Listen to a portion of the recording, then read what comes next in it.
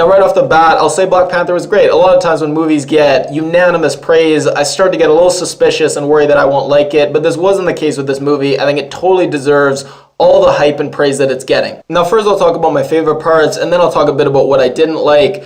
What I was so surprised by, I don't remember a movie I've seen that I loved the costume design as much as I loved it in this movie. Everything, the helmets, the masks, the war paint on the chest to make it look like spikes, the ships, the buildings, his suit. I loved how it was indestructible, but it also was sleek, and it really emphasized that super speed aspect. I loved the art, the African art in the museum that Killmonger stole. Everything just looked so cool. And that scene of them stealing the art, maybe the best in the movie. I thought them pretending to be paramedics was very cool. I haven't seen that a lot before. Andy Serkis shooting the guy in the back of the head as he's running away. It was so nice to see him actually playing a human being. He's Gollum, Star Wars, he's such a legend, but so rarely do you actually see him. And honestly, the whole cast was fantastic. I guess my favorite would have to be Shuri. She was fantastic. And then Winston Duke totally stole the movie for me. He's the rival king with the fur on his shoulders and the necklaces. I haven't seen him in anything before. He was such a surprise standout. And then Michael B. Jordan, of course, he's great. Actually, the first time I saw him was in a very different superhero movie, Chronicle, very good movie, and he's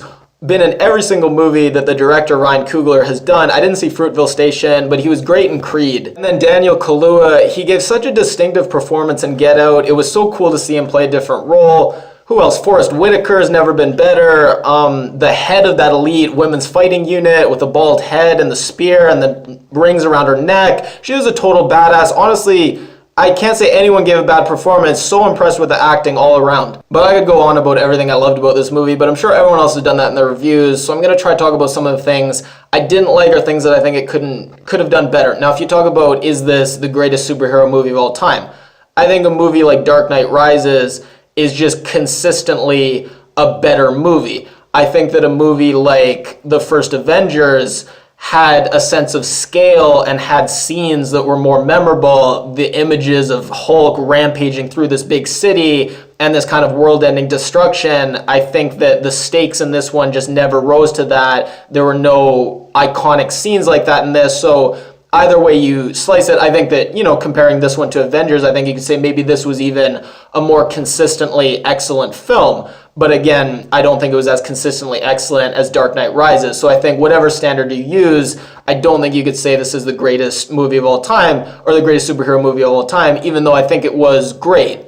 And just like I feel like it sometimes lacked these high stakes because you didn't see a lot of background extras, you never really got a sense of the scale, and you never felt like it was a global conflict. It felt very localized. It felt, the battle took place rather than downtown in a big city. It was on a deserted plain, and you can't help but feel like the stakes just felt a bit lower. And then also, as far as the superhero, I don't really feel like we saw a lot of superpowers, and it felt a lot of times like we were just watching a really cool action movie, and the Black Panther seemed like a badass and kind of an action hero rather than a really distinctive superhero. Wonder Woman, I would say, has the most similar powers as far as just super speed, super strength, but I felt like in Wonder Woman, then especially Justice League, they did such a better job in the action scenes conveying the super speed and making you really feel like, while maybe it wasn't as distinctive a superpower as shooting webs or something like that, you still really did feel like there was superhuman strength. This, again,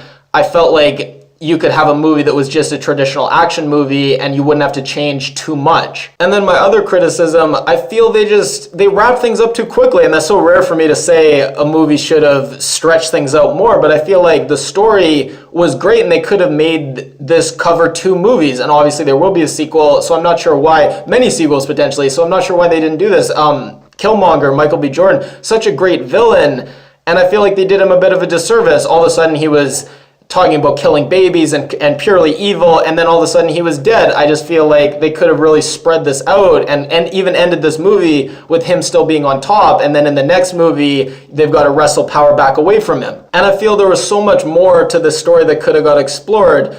Now, I get that it's not in the 60s, that's in the past, but I mean, think of how cool the imagery would have been where you have civil rights and you have the Black Panthers, and then you also have this element of weapons of mass destruction and terrorists and rebel groups, and there's just so much to the story that could have been fleshed out. And I get that some of it's controversial and maybe could never be shown in a big blockbuster movie like this, but I just can't help but feel like they had a great story, and in some ways they just wrapped it up too quickly, and now a lot of stuff that would have been really cool to explore we'll never get to see. And then my last criticism, some of the action I didn't really like. So the action was a mixed bag. The car chase scene, I'm not a big car chase scene guy. I love the car chase scene. That's one of my favorites I've seen. The car surf thing, everything was great with that. But other scenes, like the waterfall fights, I love the imagery. I love where they're going to the edge and the people with spears are keeping them from going back. I love the imagery of it, but some of the actual physical hand-to-hand combat I thought was kind of underwhelming. And then the final climactic battle as well, that was underwhelming as well to me. The rhinos, yeah, it was cool, but it felt like that was just something that they kind of half-assed threw in because they thought it would be cool rather than really taking that idea seriously. I compare it to the new Tarzan movie that came out when they had the animals in that part of the battle. It was fantastic.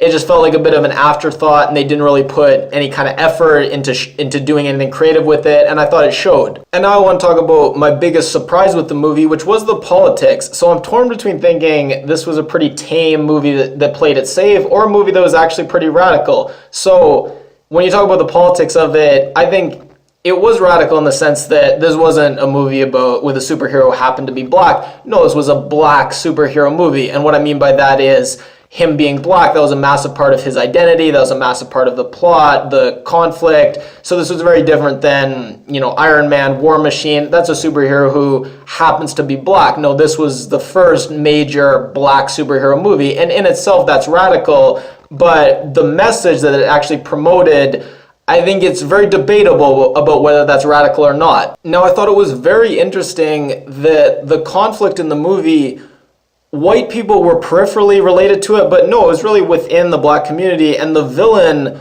was a black person with very radical ideas about empowerment, and the fact that they killed him off is very interesting. In some ways, I think that they did the people behind the movie, they did the oldest trick in the book, which is to take a very popular but controversial idea, and then you put it in a very likable anti-hero, and that's a way to kind of have your cake and eat it too. You put something that's controversial in your movie, but you give it to the villain, and then if anyone kind of tries to call you out on it, you say, well, it's the villain saying it, so that's obviously not something we agree with, wink wink, nudge nudge. And the central philosophical conflict of, if you do have resources and power and influence, is there a duty, is there an obligation for you to go out into the world and to use your gifts and your privileges to help those less privileged than you? And is there a duty to help everyone and help the world? Like, should Wakanda feel morally obligated to just the world in general to help out and end things like poverty?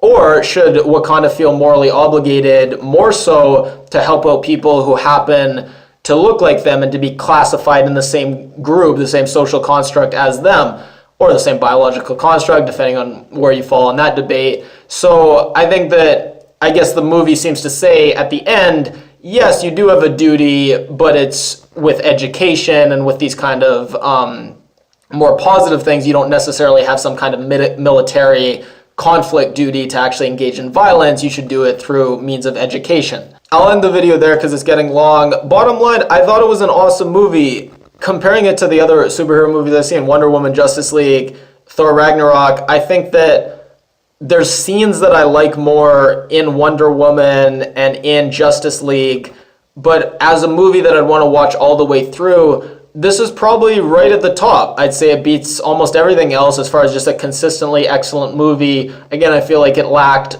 some of those iconic superhero scenes that you want out of a superhero movie, but just as far as an excellent movie, yeah, people who say this is the best superhero movie of the last couple of years, to some extent I agree. And last thing I'll say, comparing it to Batman vs. Superman, which I really did like, the fight between Batman and Superman I thought was brilliant, and no clash in this came even close to that. However, in some ways I think that this was a tighter movie, everything flowed together better, the pacing was better, so in some sense this is a better movie that I might want to watch again all the way through more than Batman vs. Superman. But as far as these great iconic scenes, again, Batman vs. Superman, just better.